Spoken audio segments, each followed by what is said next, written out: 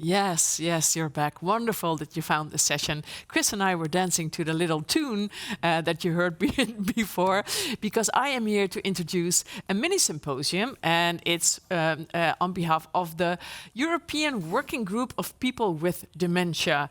Yeah, that's the group. Good, I said that right. That's a long, long name. But we've met Chris Roberts yesterday, and we're very happy that he's back again. Chris, how are you? I'm good, thank you. Yeah. Are you enjoying this time? Yeah, good. Are you enjoying the conference? Yes, thoroughly. I always learn so much. So much. It's really interesting, and it's good. If you've got a life-changing illness, you need to know all about it. Knowledge is power. That's well said. When you have a life-changing illness, you need to know lots of things, right? Yeah, and there's lots of knowledge available. So wonderful, and it's also very wonderful that you are here. You just go ahead because you have a few guests from the group, so people get to know you and know what you know, and so everybody shares knowledge and experience. I'd say I have a good symposium. Good luck, Chris. Absolutely, thank you. Hello, everyone, and welcome to the European Working Group of People with Dementia Symposium. My name is Chris Roberts. I'm from Wales in the UK, and I was diagnosed with mixed dementia. Firstly, vascular, and then later on, after more testing and scans, with Alzheimer's too. It took 13 months, but I didn't mind because I wanted a correct diagnosis. The symposium has been organised by members of the European Working Group, of which I am chair. It's a great pleasure to welcome you all here today on behalf of the members of the group. The topic of our symposium is resilience. Resilience in relation to living with dementia and resilience in living with the COVID-19 that we've all been living with. A little bit about the European Working Group. It was set up by Alzheimer Europe in 2012, and it composes of people with dementia who are nominated by their national Alzheimer's associations and societies. The members of the European Working Group work to ensure that the activities, projects, meetings of Alzheimer's Europe duly reflect the priorities and views of us, the people living with dementia. The group currently has 14 members from different countries in Europe, and we used to meet in Brussels about 4 times a year. But since the pandemic, this has not been possible. Like everyone else, we have also had to adapt very quickly and started our meetings online. Some members were familiar with this, but for many, this was completely new. We faced many challenges, but we were able to organise the meetings, and now we meet more regularly and contribute to different research projects. And we have, in 2021, also participated in several online conferences and events, I'm glad to say. As chair, I'm really proud to say that the group has continued its work through these difficult times. And I would like to also acknowledge not just the members, but also the great work and support of the people who support us.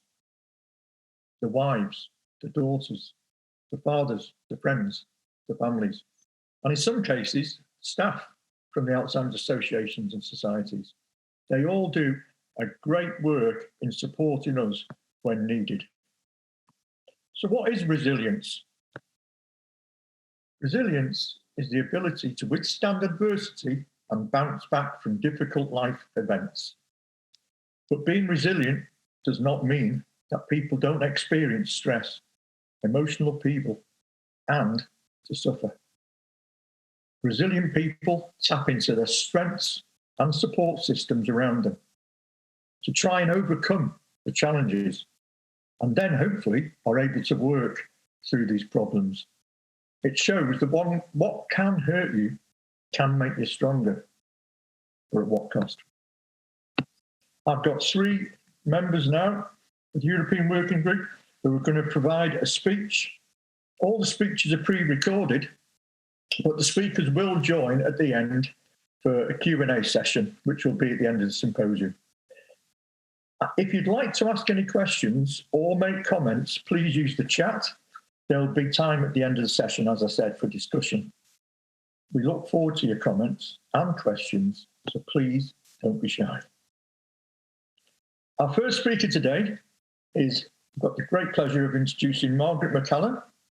Margaret was diagnosed in 2016 with a rare kind of frontal temporal dementia.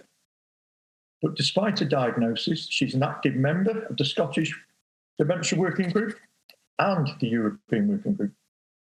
And she thoroughly enjoys being a member of both groups. She's also a member of the Scottish Opera Community Choir, which she thoroughly enjoys. She also enjoys socialising with her family and friends on a regular basis, in spite of the pandemic. So can we have the video clip, please? Margaret. Margaret McCallion, and I live in Glasgow. And I'm a member of the Scottish Dementia Working Group and the European Working Group. And throughout the pandemic, it has been frustrating for me, as I prefer to take the train into Glasgow city centre and do my own shopping. However, through this pandemic, my two older sisters have kept our mum and me safe. And we have all kept to the rules of the lockdown, particularly in Scotland. I get great support from my faith, and at the beginning of this pandemic, you could view Mass online, which still made us feel connected spiritually. However, now we can attend Mass in person and sing, but with masks on, which is not so great, but understandable. The strength of love from my family and friends has sustained me and the rest of the family, particularly during this pandemic. And when I was given my diagnosis of a rare kind of frontotemporal dementia in the summer of 2016, I thought my life was finished. However, my consultant provided me with information which he had taken from his secretary's pinboard about a new Alzheimer Scotland Resource Centre and suggested I try it out. I certainly had reservations about going. I attended with one of my sisters initially, but I was so pleasantly surprised with the way it was set up, because it was bright and airy, and although there were a lot of like-minded people at round tables, I was overjoyed that we could have a cuppa and a good talk and laugh about many different topics. I was also allocated a couple of link workers who are superb. Also, when I realised that there's a railway station just a short distance from the centre, so I decided to attend myself.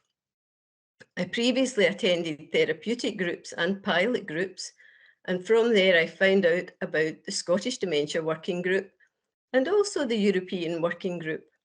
And I'm thoroughly enjoying being an active member of these groups.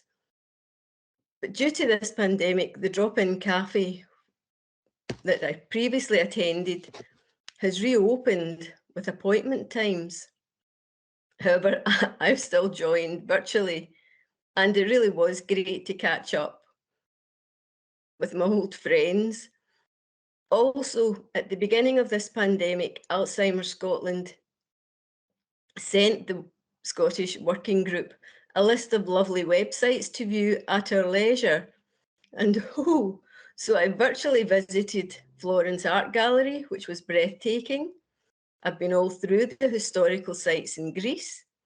I've also had an interest in Egyptian history and thoroughly enjoyed my journey through all the excavated sites of the pharaohs and enjoyed seeing all their treasures. I've always had an interest in history, and not just what I'd learned in school. And pre-pandemic, I had a great visit to Orkney, where I had a thoroughly enjoyable visit to Skara Brae, which is awe-inspiring. We actually did have great weather. It was sunny, but bitterly cold. Archaeologists are still discovering additional Neolithic sites on Orkney and neighbouring islands. Skara Brae blows all the other wonderful sites I'd mentioned out of the water, really.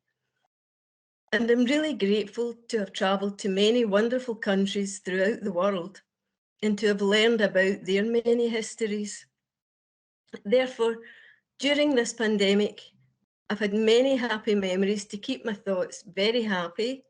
I've taken part in a variety of meetings online, both with the Scottish Working Group and the European Working Group, and also my Scottish Opera Community Choir, which went online from the beginning of lockdown and has just recently opened up to the first 30 singers, because there's usually over 50 of us, and the remainder of us can still log in and join in, catch up with the music and chat, living in hope to get back and sing our hearts out at rehearsals, possibly next year.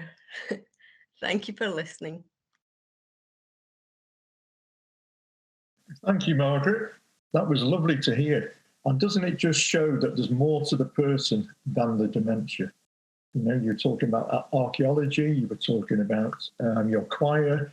You know, people do make the assumption that we are just people with dementia. We are still people.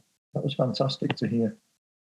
Our next speaker, I'd like to introduce Nigel. Nigel lives in Swansea and he was diagnosed with early onset dementia in 2012. He has a lot of experience of working with groups at regional and national level. He's the chair of the Three Nations Dementia Working Group in the UK and has gained exposure to the development of services and helping with innovation and strategies. He's also supported the rights of not just people with dementia, but all disabled people, for equitable services, the fulfilment of statutory and civil rights, and the promotion of the preferences. And he maintains that everyone has a right to be heard. I'd now like to show you Nigel's clip. Thank you very much. Hello, everyone. My name is Nigel. I live in Wales in the UK, and I'm chair of, as well as being a member of the European Working Group, I'm chair of Three Nations Dementia Working Group, which covers England, Northern Ireland, and Wales. And I'm going to talk about respect and identity, belief, and quality of life. My belief is that the pathway to a life of quality and inclusion and sustainability is paved with the universal notions of happiness and fulfillment. These should not and do not disappear in the presence of dementia or any other disability or frailty. And to underpin these, I think there are 6 elements. The first is respect and identity. It's not a one-size-fits-all. This means there needs to be a genuine, determined desire to treat those with dementia as unique and valuable. Each person with a unique set of cultural norms, history, backgrounds, outlook, and ambitions. These need to be captured at all times whenever dealing with people with dementia. These need to be enhanced. The second element is embracing now. It's in the moment of living life. The gradual loss of memory brings about a strong desire and focus on what's being lost. But like most people with dementia, we live in the moment because sometimes the past is taken away from us. There should be a balance with the experience of the here and now and the focus on what people can do rather than what's been lost. Too often the emphasis is on what's being lost as opposed to what's still there. This does give rise to a deficit agenda, which can lead to an ageist outlook and certainly almost a prescribed disability on diagnosis. Element 3 would be sustaining relationships. You don't always need words. Dementia brings out different aspects of relationships. Some are positives and others are tainted by prejudice and misconception. Because when the shadow of dementia casts its link, then sometimes friendships and relationships disappear with the dementia. This is not because people don't want to be a part of your life, it's people are afraid to be part of your life. For dementia to thrive, sustaining meaningful relationships is essential, and that responsibility extends throughout society. It's not down to any one individual to make use of sustaining relationships behavior. It's society's responsibility as a whole. And this can only be achieved if we look at stigmatization and outlook. The fourth element is valuing contrast.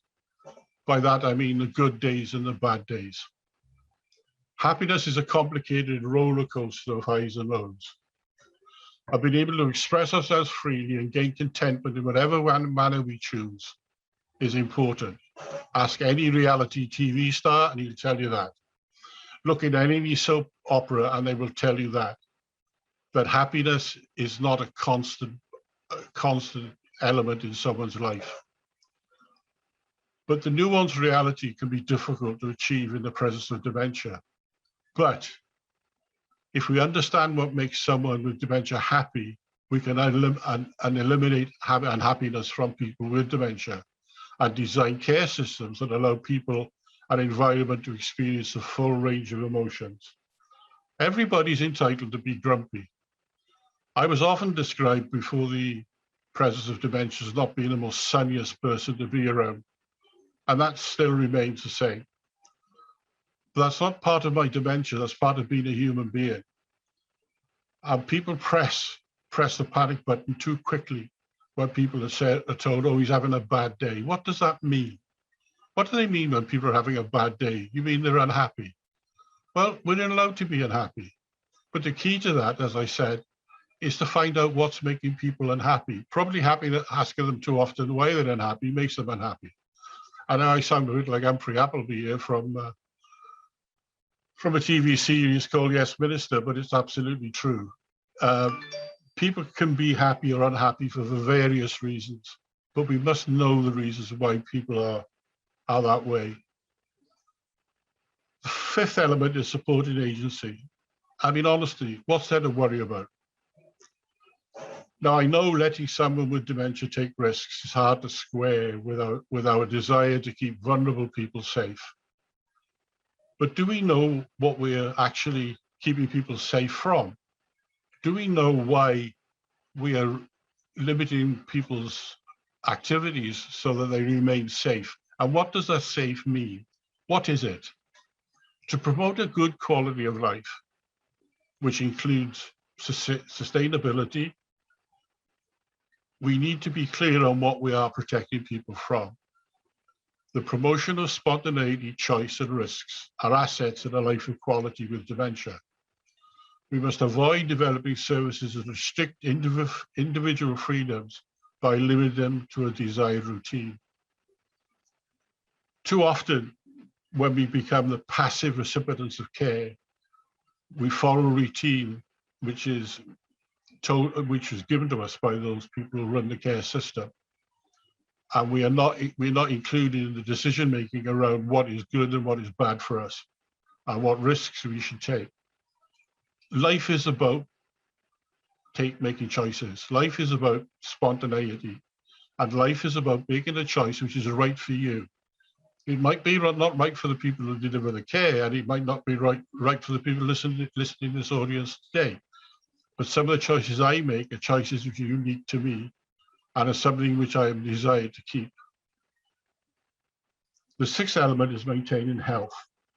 It is vital that focus on good health takes into account environmental and social barriers. These barriers that could disable people from a life of quality and a life of happiness, and become an unintended disregard of an individual's life.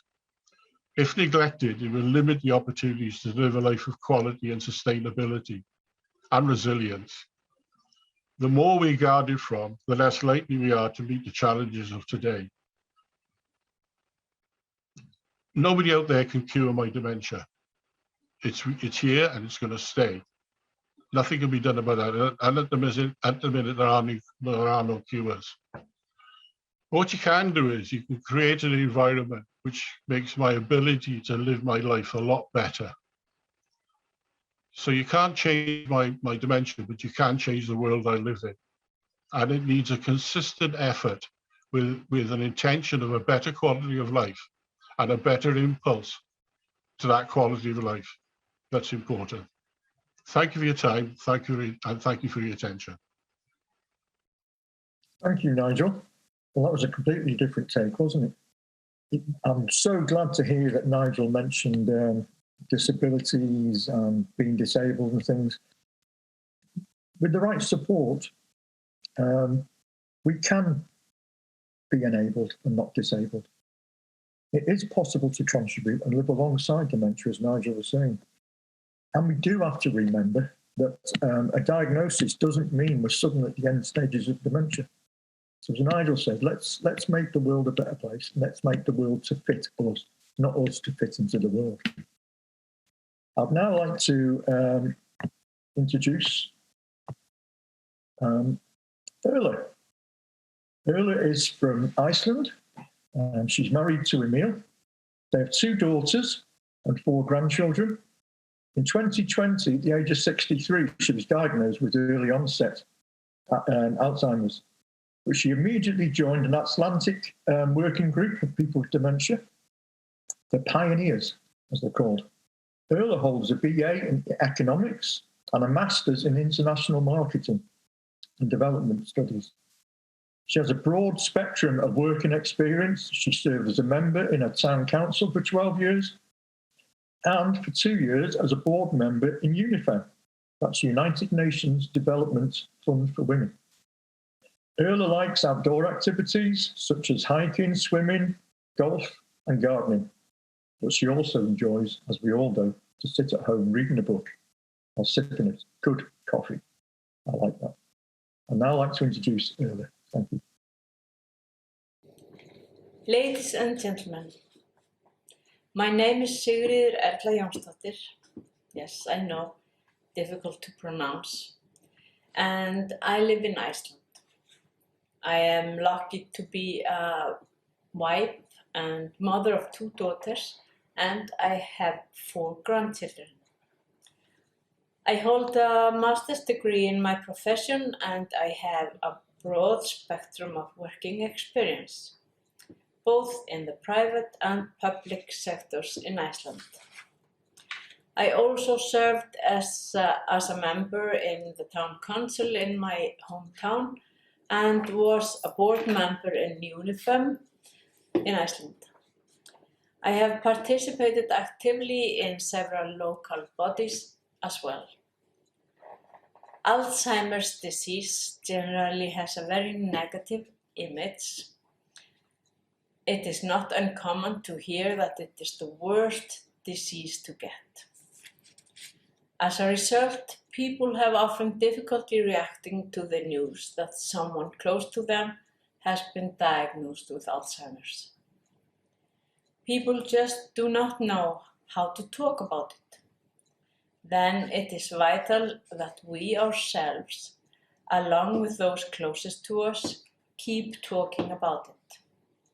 What makes matters worse is that in recent decades, very little progress has been made in the development of drugs for the disease. As a result of these discussions in public forums and media, the well-being and quality of life for those who have to deal with this disease have received more attention in recent years, which is great.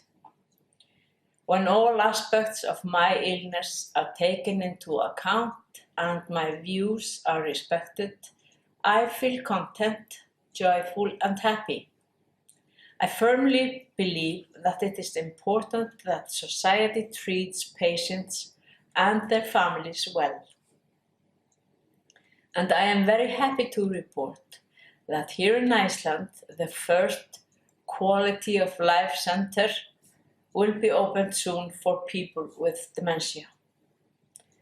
That will be a great milestone for all of us. It is now about 3 years since I was diagnosed with the disease, but I've probably been sick for about 10 years or more. I was simply due to a mistake It was simply due to a mistake that the diagnosis was not confirmed until 2019. At the same time, I was defined as disabled with everything that I entailed. Because I was not diagnosed earlier, I was suffering my disease every day in my daily work. This was surely the most difficult time of my entire career. But with hindsight, you can learn a lot. Although my workplace was a large public forum, there was little to no understanding or knowledge of my illness. Nobody reacted to or really noticed the symptoms or the changes I was experiencing, which today may seem obvious. Instead, tensions built up, which created a completely unacceptable situation. I felt I was failing my co-workers and there was friction between individuals. I found the situation very painful. The lesson I took from this time was that businesses need to better educate themselves about this disease. It is important that people know how to both recognize and respond to the symptoms as they develop so that the individual can receive the appropriate help as soon as possible. At the same time, I would like to point out that here in Iceland, various local councils have placed great emphasis on educating and training frontline people to identify the symptoms of dementia so they can better serve and assist people in the same situation as me. This has made it much easier for me to get access to services I require without much hassle. I am able to go to my local pool alone without having to worry about my behavior, remembering key numbers, where the lockers are located, and so on. I am able to have this confidence because the staff are aware of my illness and I take the initiative to guide me through the process. This is exactly how things should be. I just hope that this way of working becomes more common in more places. I am convinced of the importance of all people with memory loss reporting it and not hesitating to seek help and guidance. My husband and I joined a grassroots group called Pioneers, which is made up with people like us, those suffering with dementia and their families. Our work is not complicated, but it certainly is very important. We meet regularly to both have a quality time together as well as exchange information and knowledge in a more organized way.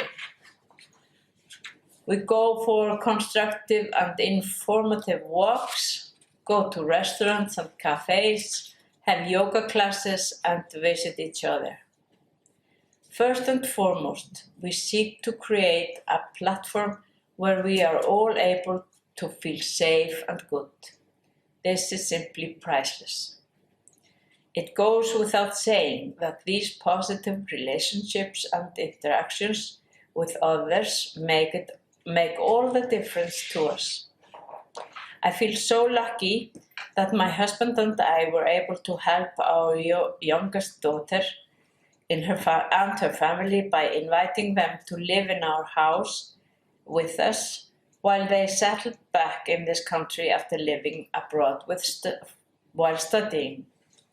There is no denying that it makes home more lively and there is never a dull moment in the house. I consider myself quite fortunate that my circumstances mean that I am unlikely to experience social isolation in the near future. On the other hand, other forms of communications are more worrying.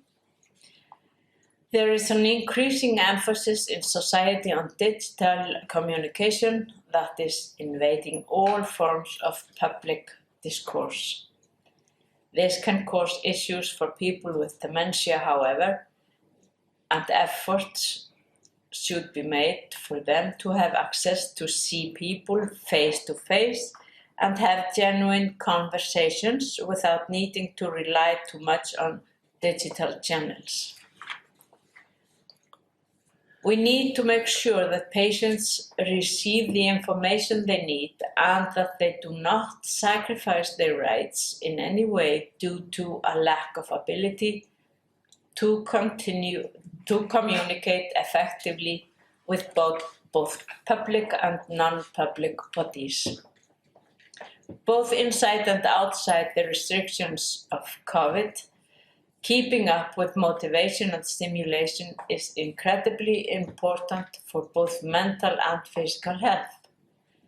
When the pandemic began, however, we were, like many others, pushed to seek out more outdoor activities.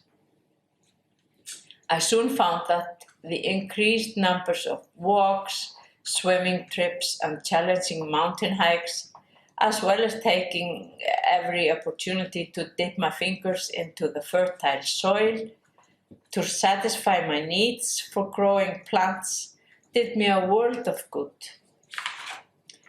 I mention this here because I often feel that this aspect is not given enough emphasis when we discuss ways to ensure the happiness and well-being of people with dementia. So here I stand, a tiny grain of sand on the shore of the world. At the time, however, I need to trust that my community, the grains of sand all around me, will be able to understand my feelings, needs, and desires. Taking this idea to heart, my quality of life will be as high as possible. No matter what we face, we do not need to face it alone. Thank you. Thank you, Erla. That was fantastic. And doesn't it just show that we all need to be honest about our illness? You can't get help if people don't know. And it's great to hear that they had the honest conversations with their family as well. People can help when people know. And that's what knowing about dementia, knowing about the knowledge of dementia can do for people. If the environment is made suitable and reasonable adjustments are made, we can be involved in life. It just means that people have to understand who we are and what we are. That was great to hear. And now we're going to go to some questions, I think. We now have time for questions from the audience, and I think we've had some coming in, haven't we, Diane? Yeah, we've had some coming in. There were just two comments as well that I could pass on to you. One of them was that somebody said that your resilience throughout is inspiring, Margaret. And then another general comment was, it's so inspiring to listen to members of the European Working Group talking about their experiences and points of view. So that's brilliant. But just to pass on, the first question to you, Chris, was somebody was asking, how did people find participating in this symposium? Margaret, would you like to answer that one? Has Margaret got sound now? Margaret? Can she hear us? I think she had a problem, I'm not sure. Yeah, I know she did. Nigel, can you answer that one first then, please? Well, it's a great honour to be asked and to be given space to have your voice here. We go back a long way. And you know that I've always been a supporter of all voices being heard in all forums. And, you know, the authentic voices of people living with dementia, irrespective of what part of the planet they live on. You know, we all share the same space, don't we?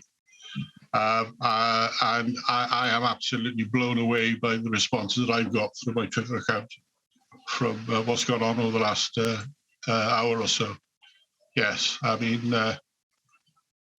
it's you know, this is gold. The ability to get the voices here is gold. The problem is you can't have everybody's voice here. No, it'd be lovely if we could. Wouldn't it? Wouldn't it just? Margaret, can you hear us now? No? No, I don't think so. Wow. It takes a lot for us to come up here and do this. It takes an awful lot. There's anxiety going on, lack of confidence. But when we do this, it builds our confidence up again. And when we realise... Someone's at the door.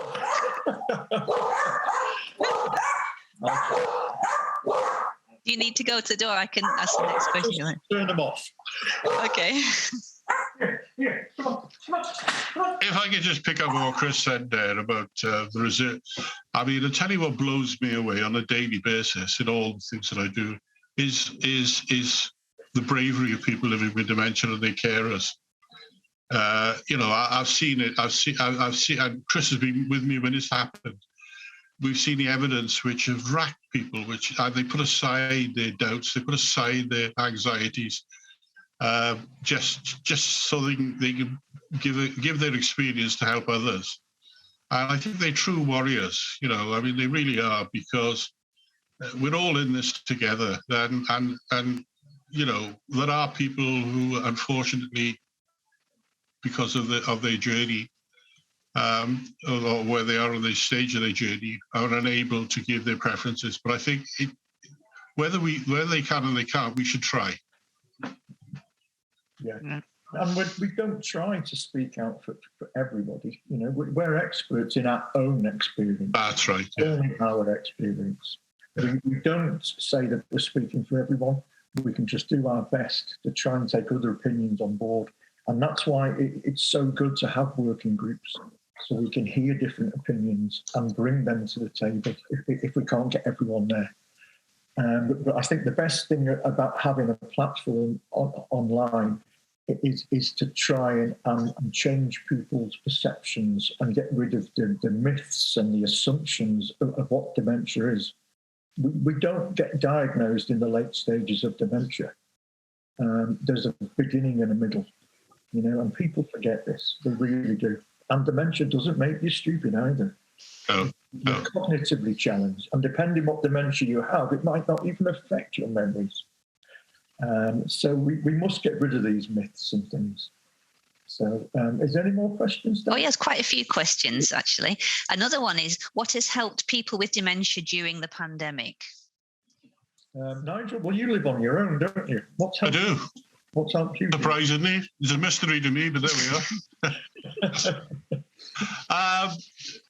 I think the availability.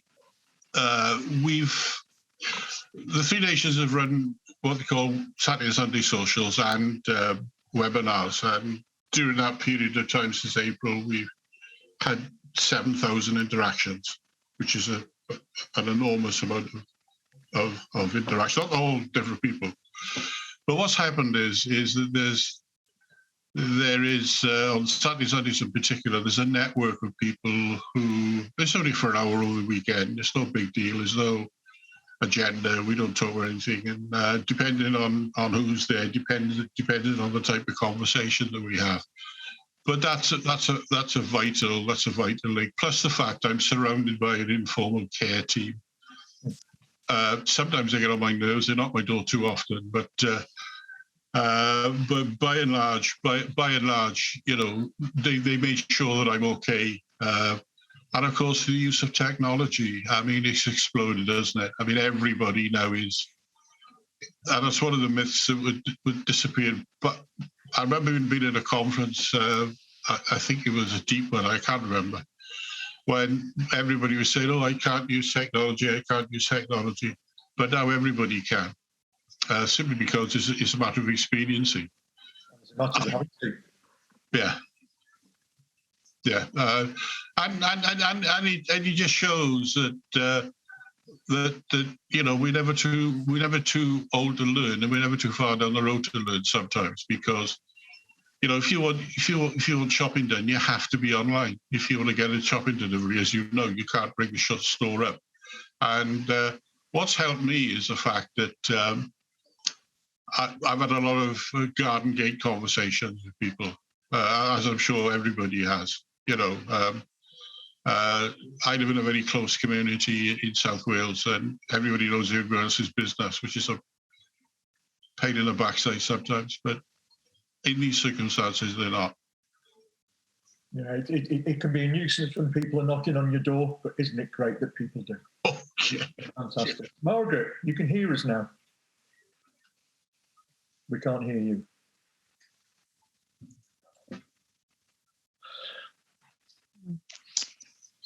No. Try unplugging your headphones. How's that? Yeah. Can you hear me now? Yes. Yes, we can. And we've got. I've been in and out 10 times. Perseverance, Margaret. Perseverance. Yeah. And Diane, we have a question for Margaret, don't we? About you're taking part when you've been taking part in this symposium, Margaret. How has your experience been of that, and has that affected your self-confidence? No, it's never affected my self-confidence. You know, it's funny. I've never been I'm not overly outgoing or anything, but I've never been. I suppose I've never been lacking confidence. Yeah. Because, you know, I've been the cantor at church. I've been in amateur dramatics and all of that. So, yeah. I'm certainly not a shrinking violet at all, no. But, yeah, normally I can join in, and I've joined in different things, within the symposium and stuff, and thoroughly enjoyed it. Enjoyed the music yesterday too. But yeah, I always find it enjoyable. So it's just like being on stage again, Margaret. Yeah. Any more questions, Diane? Yeah, there was another question that was about, a proper diagnosis is the first step. What do you all think? I suppose this is linked to coping during the pandemic. Yeah, Margaret, would you like to? Well, although I don't see my consultant all the time, I still feel connected, because he has always said, if there's any changes in the way I feel, to contact him. And I'm lucky, I suppose I keep good health, but it's just sorry, I forget what you said, Chris. What was the question again? It was about a proper diagnosis is the first step. What do you think? Yeah. In other words, do you think it's very important? It really is, because I'm someone that really wanted an answer to the way I was feeling.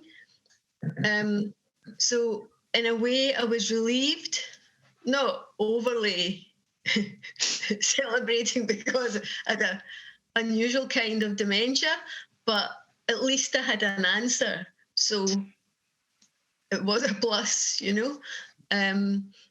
But now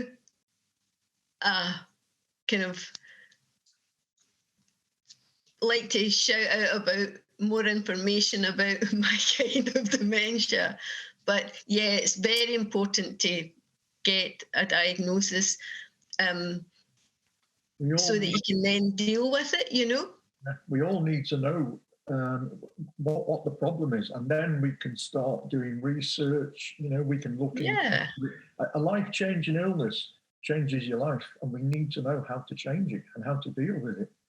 What do you think, Nigel, about? The diagnosis, though, haven't you? Sorry? You've got to have a correct diagnosis. Oh, yeah, and a timely one as well. Mine took 5 years off and on, but a lot of that.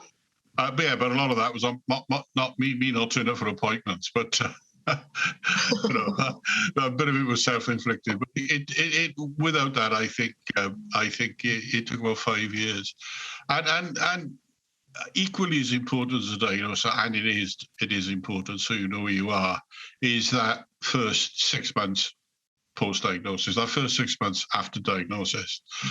And we work very closely, or Chris and I work very closely with the memory assessment services in Wales to make sure that there's a pathway for people where they can go.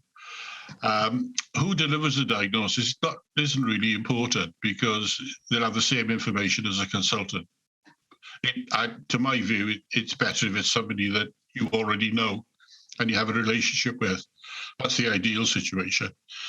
I'm not some consultant you haven't seen before. But I got to say that some of the questions you asked due to the diagnostic pathway are quite bizarre. I remember going to see a psychologist, and the first question was, "Can you tell me some of the things you're forgetting?" Unbelievable. Which makes you want to look around. That was stuck in my mind. Which means you're looking around for the camera somewhere, aren't you? You're thinking that you're part of that.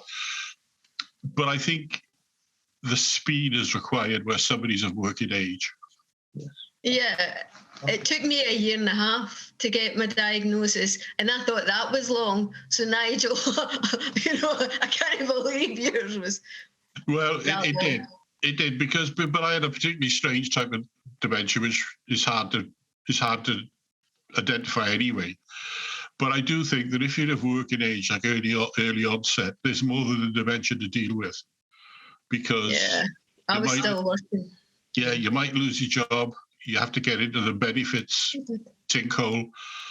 With all the restrictions that are now, we're applying for 14 jobs a day or whatever it is, and getting sanctioned, and sometimes no disability should be a gateway to poverty. That's my view. No disability. It doesn't really matter what it is, whether it's Alzheimer's and dementia, or whether it's autism, or whether it's serious psychiatric illness. No disability should be a gateway to poverty. I really do think that the earlier the diagnosis, the better it is to deal with it, because then you begin to understand it. And I found it very difficult talking to my kids at the time. They're adult children now. But once I've done it, it made life so much easier. Even my granddaughters understand it. My grandsons understand it now. And it does make life easier. They know what to expect. I know what to expect. So it does make a huge difference. You can put your affairs in order. My wife was hoping that I had a brain tumour. She couldn't bring herself to say the word dementia. If I'd had a brain tumour, I might have been dead by now. So, it just shows. And no one should be afraid of having an illness. No one should be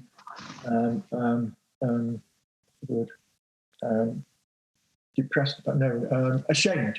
Nobody should feel ashamed. It's not our fault.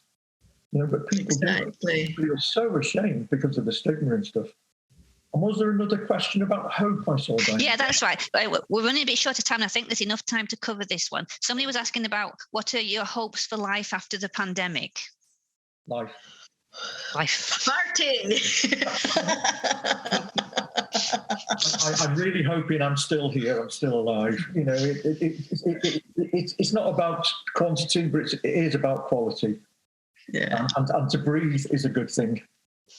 Margaret? Quickly? Oh, I think there'll be quite a big celebration when this thing disappears for everybody, because it would just be great to meet up with all my family and friends and to see people. Yeah. Nigel? Nigel? Well, I just hope we learn some lessons from this pandemic, which we carry on to healthcare through the rest of our lives, because it's been a very unsettling period for everybody. Nobody knows where to go. The information is different every day. Other agencies, the party after other agencies, would call me stupid, but isn't that just like a post-diagnostic? There's a learning experience. But is that just like post-diagnostic behaviour to people with the dementia diagnosis? And I just hope that we all suddenly realise how interconnected we are, and we end up with a kinder, braver society, which is going to have different kinds of values in the future. And post-pandemic, I think this is the new normal. We have to get used to it. Yeah. It's not going to suddenly go back to how it was.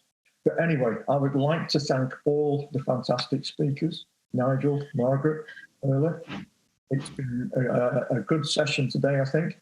And thank you for sending all the questions. There are more questions to answer. We'll try and answer them online and sort you all out. I hope you found the session interesting, and I hope that you enjoy the rest of the conference. And we'd like to say thank you to you all. Bye, everybody. Bye. Thank you. Bye.